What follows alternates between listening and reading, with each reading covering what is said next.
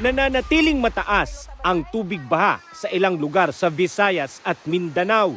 Sa Bacolod City, nakaranas ng matinding baha ang pamilya ni Maria Teresa Dabatos mula sa Purok Kahirop B sa Barangay Mansilingan.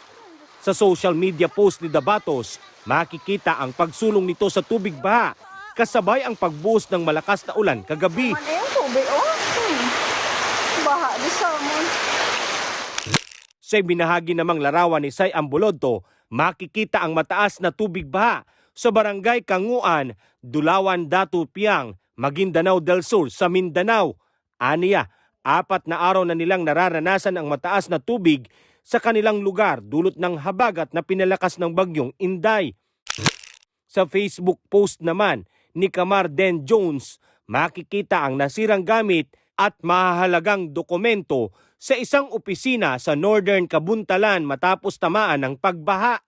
Pinakamalaking pinsala naman ang pagkawala ng ilang mahalagang dokumento na hindi na nasagip matapos malubog sa tubig.